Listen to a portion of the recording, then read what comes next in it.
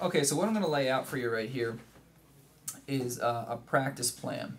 Okay, and you want to follow this plan no matter how much time you have to allocate to practicing your guitar per day. So if it's 5 minutes, just still follow the plan. Just modify how much time you give to each part of it. So the first thing we're going to do is we're going to focus on our right hand technique only, and we're gonna work on our thumb first. Okay, we're going to work on just driving our thumb through like this, just driving that thumb through, and then we're going to work on flicking our fingers up like that.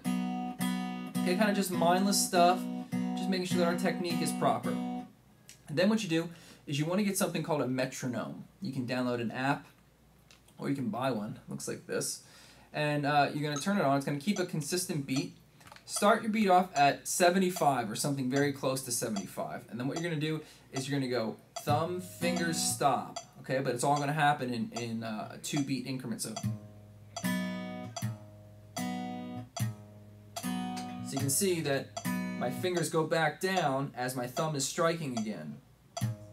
And you hear how I'm staying right on that beat. And it gets kind of mindless, you know, just kind of drift off, but you do want to make sure you're doing the technique. So you start at 75 and you just focus on getting that same technique down every day, and you can work your way up. So each day you increase your speed by 2 or 3 or 5 or whatever you like. And eventually you'll hit the song speed, which is very close to 120. All right, and then what you're going to do, next thing is you're going to work on your chord transition. So we'll start off with E minor to C. That was the first one we're doing. So we formed the E minor chord, and we have to check. Got to make sure that all of our notes are clear, so that second finger is really arched around and in a good position.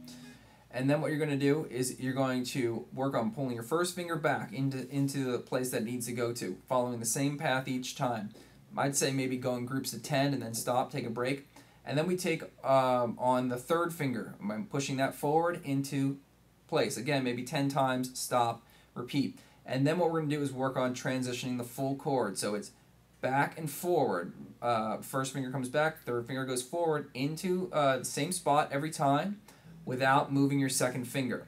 So it's going to happen about 10 times. We take our hand off the guitar, we do it again. So I like to go in maybe like 3 or 4 sets of 10. Then you can do the same thing with the G chord to E minor chord. So here I am at my G, make sure that all my notes are strumming out, and then I move my second finger back into place for the E minor, just really following that path down there. And then when you want to try and put it together and actually play the song, you're going to go 1 and 2 and 3 and 4 and 2, 2 and 3, 4, 3, 2, 3, 4, 4, 2, 3, 4. So on the third beat is when I hit that E, the third beat of the fourth measure. I'll do that again. 1 and 2 and 3 and 4, 2, 2, 3, 4,